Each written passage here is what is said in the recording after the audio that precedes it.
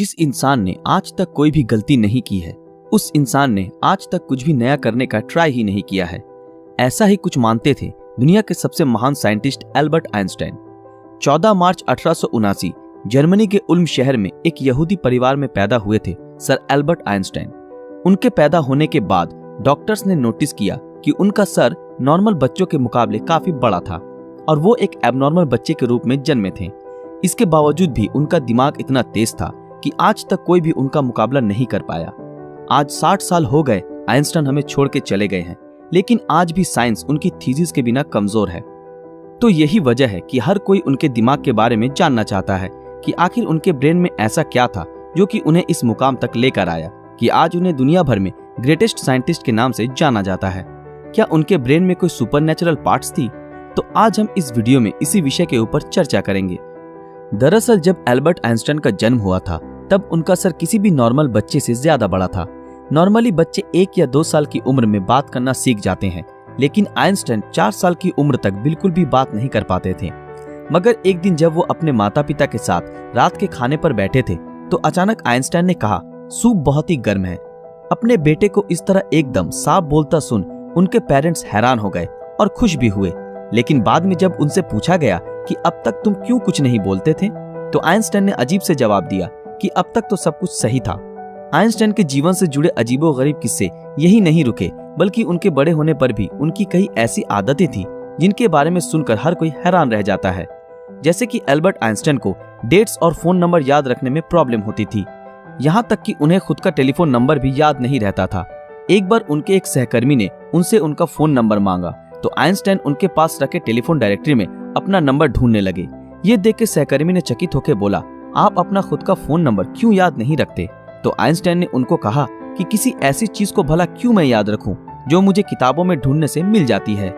Einstein कभी भी जूतों के अंदर मोजे नहीं पहनते थे, क्योंकि उनकी टांगों की उंगलियां इतनी बड़ी थी कि बचपन में हमेशा टांगों की उंगलियों की वजह से मोजे में छेद हो जाते थे।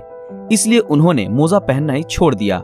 यहाँ तक कि वो अपने जूतों के फीते भी दूसरों से बंधवाते थे, क्योंकि उन्हें जूते के फीते बांधना भी नहीं आता था। दोस्तों, आइंस्टाइन हमेशा कहते थे कि मेरे अंदर कोई खास चीज नहीं है, पर मैं तो केवल एक ऐसा इंसान हूँ जिसमें क्यूरियोसिटी कूट कूट कर भरी हुई है। लेकिन आपको ये जानकर हैरानी होगी कि आइंस्टाइन हमेशा से इतने बुद्धिमान नहीं थे, बल्कि वो बचपन में पढ़ाई में बहुत ही कमजोर थे। इसलिए बचपन में उनकी गिनती बेवकूफ बच्चों में की जाती थी। उनकी कुछ हरकतों की वजह से उन्हें कुछ लोगों ने तो शारीरिक रूप से विकलांग कहना भी शुरू कर दिया था। खास करके आइंस्टाइन के टीचर भी उन्हें पसंद नहीं करते थे, क्योंकि वो सिर्फ साइंस और मैथ के अलावा हर सब्जेक्ट्स में फेल होते थे और बचपन से ही आइंस्टाइन को किताबी ज्ञान में कोई रुचि नहीं थी।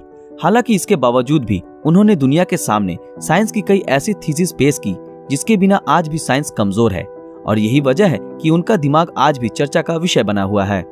18 अप्रैल 1955 आइंस्टाइन की मृत्यु के बाद पैथोलॉजिस्ट डॉक्टर थॉमस हार्वे ने आइंस्टाइन के परिवार की अनुमति के बिना ही उनके दिमाग को रिसर्च के लिए निकाल लिया था और वो वहां से भाग गए।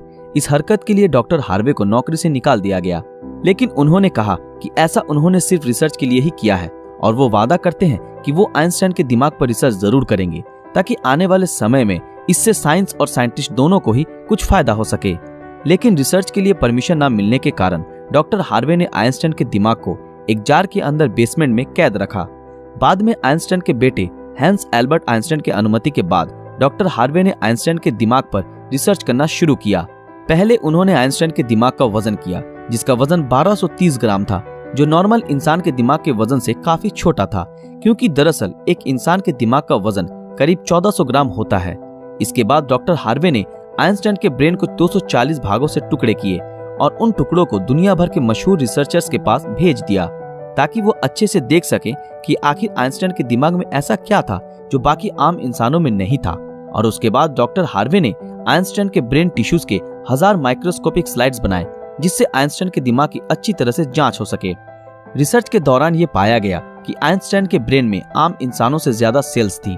आइंस्टाइन के दिमाग का सेरिब्रल कॉर्टेक्स नाम का हिस्सा एक आम इंसान के दिमाग के मुकाबले काफी अलग था। दरअसल ये सेरिब्रल कॉर्टेक्स दिमाग का एक जरूरी हिस्सा होता है जो सबसे जटिल दिमागी प्रोसेस के लिए मेन फैक्टर होता है, और यही ऐसा हिस्सा होता है जो अजीबोगरीब तरीकों से विकसित होता है। और साइंटिस्टों का मानना है कि यही वजह थी कि उनका दिमाग बहुत ही असाधारण सोचता था। जब साइंटिस्टों ने आइंस्टाइन के ब्रेन को फर्दर एग्जामिन करना शुरू किया तो वो बिल्कुल हैरान रह गए कि उनके ब्रेन में रिंकल पैरिएटल ओपेरिकुलम मिसिंग है, जिसके कारण उनके ब्रेन की पैरिएटल लोब का साइज नॉर्मल ब्रेन से 20% ज्यादा बड़ा था। साइंटिस्टों का कहना है कि यही वजह है कि आइंस्टाइन की मैथमेटिकल स्किल और चीजों को इमेजिन करने की पावर नॉर्मल ब्रेन से ज्यादा थी और उनके दिमाग में न्यूरॉन्स की डेंसिटी 17% ज्यादा थी, जिस वजह से आइंस्टाइन को ज्यादा ब्रेन पार्ट मिलती थी। साइंटिस्ट के मुताबिक इसी वजह से आइंस्टाइन का कंसंट्रेशन और दूरदर्शिता औरों से कई ज्यादा था। साइंटिस्ट कहते हैं कि आइंस्टाइन के ब्रेन में ज्यादा फोल्ड थी, जो उनकी इंटेलिजेंसी का और एक कारण था। आइंस्टाइन का दिमाग 46 टुकड़े के रूप में अमेरिका के फिलाडेल्फिया शहर के मटर म्यूजियम में प्रिजर्व किया गया है। दोस्तों, आज साइंस ने कितनी तरक्की कर ली है, लेकिन इसके बावजूद आज भी आइंस्टाइन के दिमाग और इंटेलिजेंसी एक पहेली बनी हुई है। लेकिन साइंटिस्टों को आशा है कि फ्यूचर में किसी बेहतरीन टेक्निक के जरिए आइंस्टाइन के दिमाग को और भी बेहतर तरीके से जानने में कामयाबी हासिल होगी। डॉक्टर थॉमस ने आइंस्टाइन के दिमाग के साथ जो कुछ भी किया, क्या वो सही था या गलत? इस बारे में आपकी राय हमें कमेंट में जरूर बताएं। दोस्तों, आज के लिए बस इतना ही।